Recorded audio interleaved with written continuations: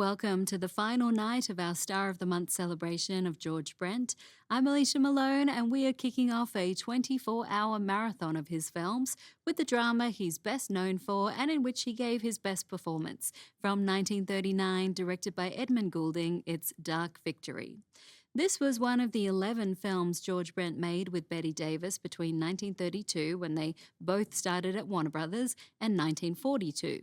During that time, Bette Davis rose from contract player to queen of the lot, proving herself both a box office draw and an acclaimed actress. By this point, she had 2 Academy Awards to her name, and she was the one who pushed for adapting this play for the big screen.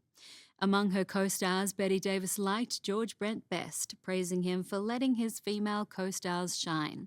Brent, in turn, admired Davis, saying he had no difficulties with her. "I liked her," he said, "because she was good. I don't mind temperament if an actress has talent and can deliver."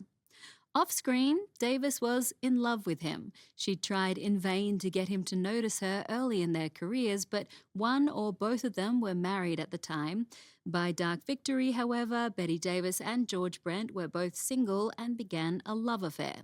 "In my book," Davis wrote in one of her memoirs, "George will always be one of the truly attractive men I have ever known." The chemistry between them is evident in our film. Davis plays Judith, a free-spirited socialite brought back down to earth by serious health troubles, and Brent plays Dr. Steele, who tries to help her as best he can. From 1939, with Humphrey Bogart, Ronald Reagan, and Geraldine Fitzgerald, enjoy Dark Victory.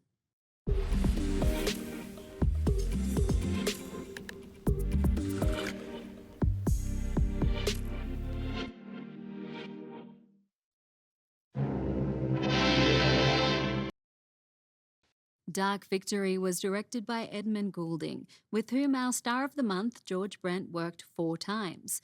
Brent called Goulding his favourite director, saying, "I enjoyed working with him the most," and describing him as an extremely sensitive man. Bette Davis also loved Edmund Goulding, calling him extremely important in her career and one of Hollywood's greatest directors. He was what we called a woman's director and a star maker.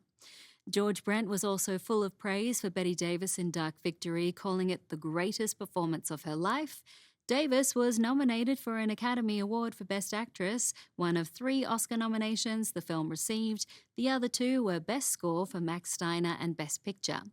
Now, George Brent was again directed by Edmund Goulding the year after Dark Victory, and that's the film we'll see after the break.